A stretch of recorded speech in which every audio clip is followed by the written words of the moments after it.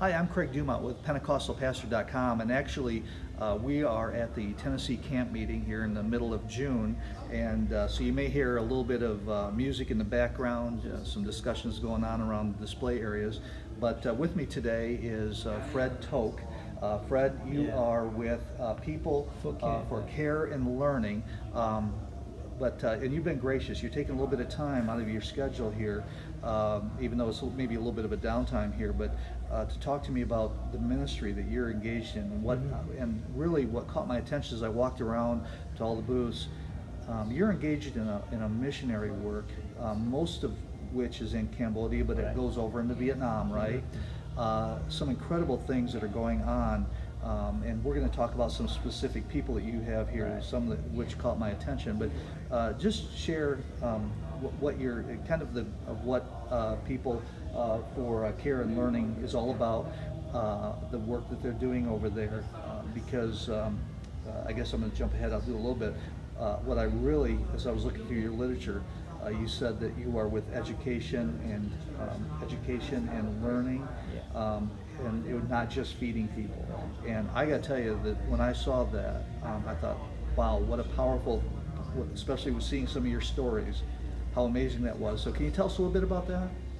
Yeah, I mean, People for Care and Learning was set up to break the cycle of poverty around the world. Yeah. And so far our focus has been in Cambodia. I'm from Singapore, and Singapore is the first world city, one of the most expensive cities in the world to live in. And 12 years ago, I was invited by the then director, Dr. Fred Garman, to visit Cambodia. And when I arrived in Cambodia, I have never seen such abject poverty in my life. I've seen kids going to the dump site just to pick up food for the day. Wow. When I saw this, breaks your heart, doesn't it? Yes, and I stopped complaining about my bad meal for the day. The undercooked, the overcooked meal, I stopped complaining because the worst meal for me is the best meal for the month or for the year sometimes. So it breaks my heart, and having witnessed that, it's hard to go away from the country and not do anything about it. Yeah, and so what you're doing about it is that when you saw that, and our first action would be that we want to provide them the food, right? And so there's definitely a component about that where, before anybody will do anything, you need to feed them. They're hungry, they need food, they need all these things. But once you give them that meal, there has to, in order to change the circumstances, I like what Win Arn and Donald McGavern in their mission work years ago coined redemption and lift. What's exciting about what you're doing is that you're not just, I hate to say just feeding people, as important as that is, but you're engaged in an entire comprehensive program of this redemption and lift, engaged in education and healthcare and everything else. Is that right? Right.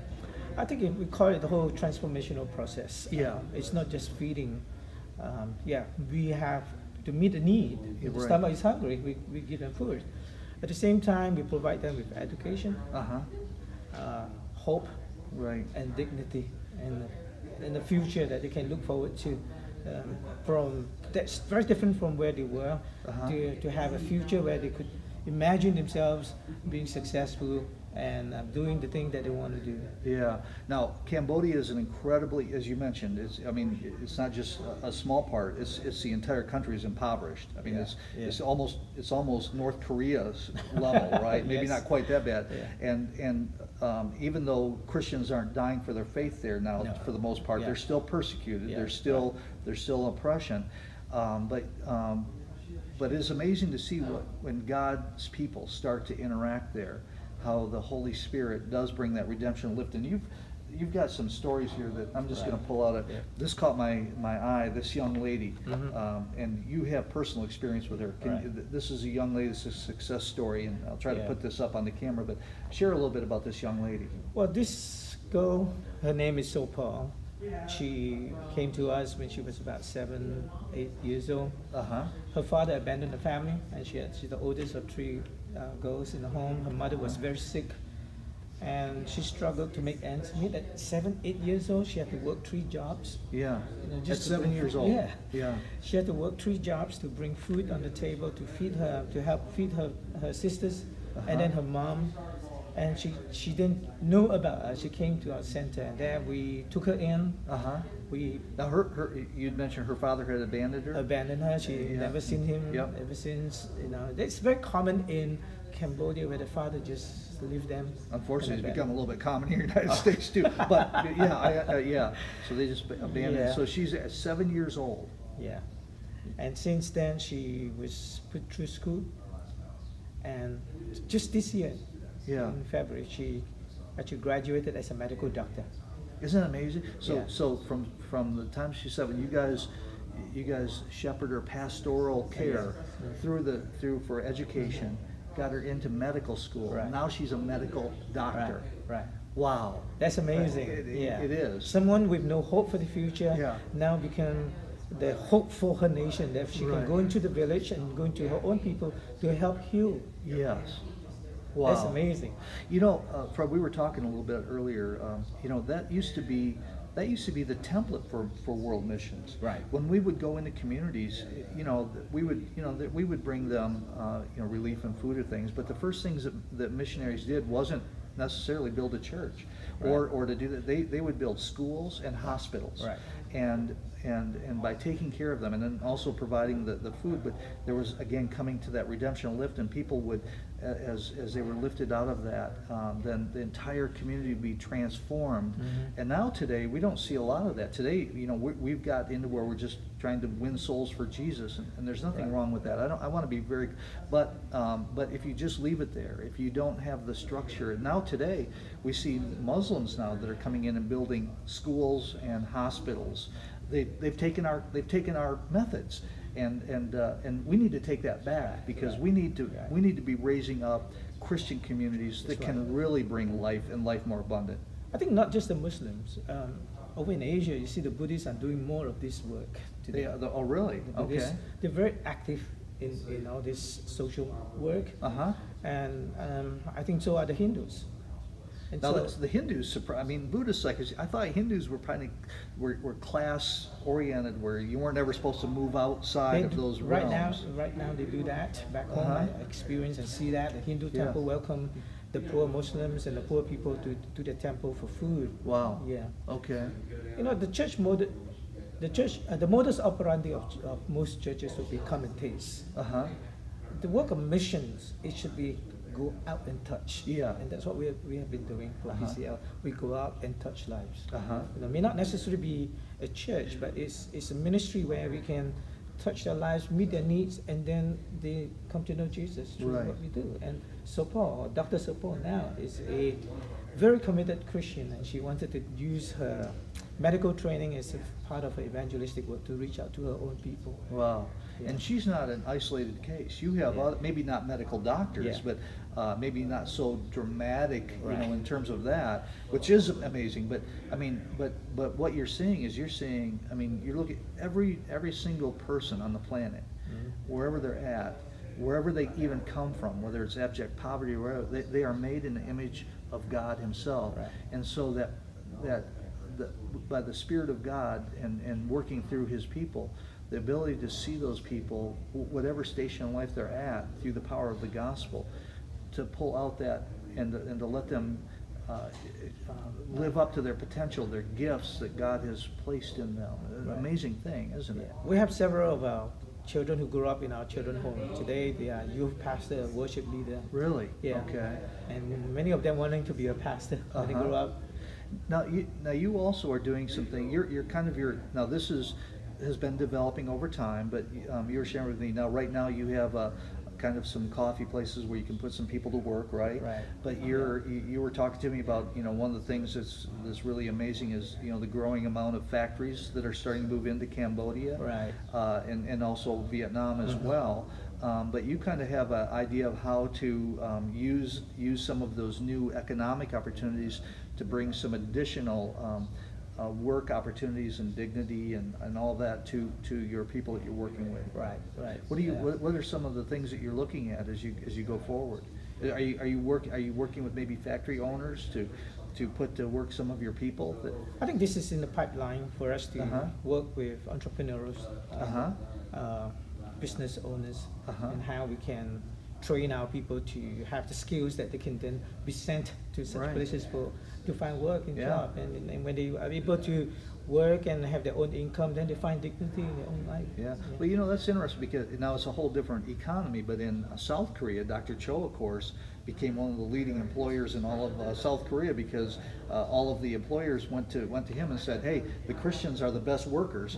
Who can you send to us? So, I mean, I can see that happening with you. You're raising up people who, you know, God has, you know, called to, you know, are gifted and are filled with the Spirit and of course, want to work and achieve something and fulfill what God's calling is in their life. So I can see in a couple of years people calling you and saying, hey, Fred, can you? Who do you have in your Christian organizations? We want you because they're the best workers. Yep, we hope to achieve that. Yeah. We have an English language training center where tricycle riders, we call them tuk-tuk drivers, and hotel workers will come in to learn English so that they can find job in hotels and all that. Wow. And so far, many of them have successfully completed our English program, and they were able to find jobs in these places. Okay, that's fantastic. Right.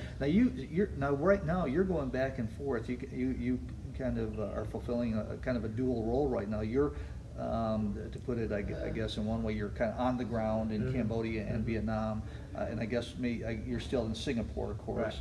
But you're also coming back here to the United States, doing some representation around the country for the office, the main office. By the way, this was started under Bob Pace in missions, right? And unfortunately, I mean, 17 years ago, this ministry was started. Yeah, he just recently passed away, but what a great legacy that he has to see this stuff continuing. Tell us a little bit about the ministry. How can they? Now you're here for some. Showing people how they can maybe support this mission work.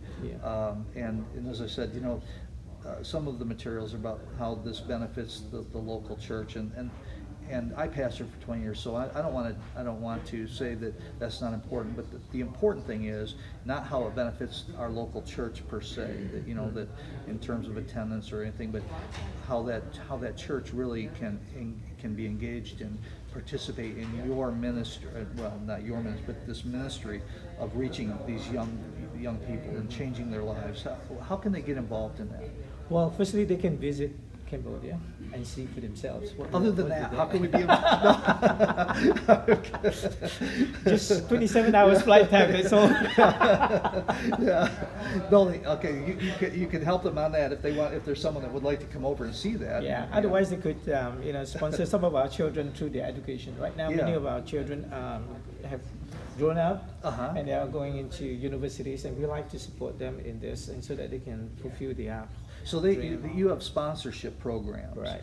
And kind of unlike some of these other sponsorship programs that are out there, when they sponsor it, they know where it's going and they know it's going to get to them. There's no 90% off the top for administrative costs. No, this is going to support these children. Yes. Okay. The universities in Cambodia are not as good as perhaps in Bangkok in the Philippines, and so what we do with children who have grown up. We would send them to universities in Bangkok and in Philippines, so that they can have quality education. Yeah. And so if anyone would want to, support someone, from our homes and to be like So Paul, to graduate to be somebody, and that they can then, come back to the Cambodia and serve their own people. Then, you could come in and you let us know about how what they want to do with how they want to support these kids. Yes, absolutely.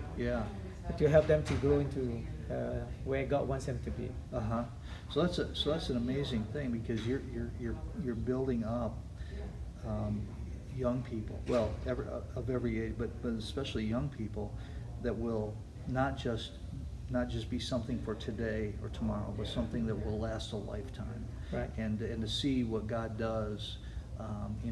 As that change and can transform a nation. One of the latest projects that we're doing is called the Academic Village, right in the remote area of Cambodia. most children would not be going to school because parents would want them to go out to work to bring home, the bread and all that. And sometimes the journey from home to school can be quite a distance, and that also stops them from going to school.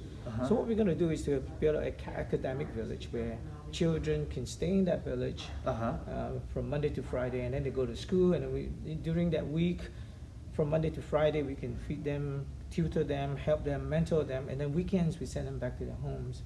So this is one of the latest projects we are embarking in. So if any other churches want to see this happening, they could always call us and be involved in this exciting project. Fantastic. Yeah. And they can, what's the name? Your well, we have it right here. Yeah, PCL.is. Yeah. And will they, when they get there, are they gonna have contact information for you and some of the others? Yes. So and again, it's Fred Toke. Yeah. Toke. Toke. Or they can email me directly, fredtoke@pcl.is. Okay. If they cannot get my name, you can get to info@pcl.is. Now you're kind of making the Church of God camp meeting circuit, right? Yeah, I am. But that's coming to an end here real quickly. Are you going to be here? Well, I'm not sure when they're going to be watching this video. Hopefully right away. But no matter what it is, they'll be able to reach you, whether you're here, Singapore, or Cambodia.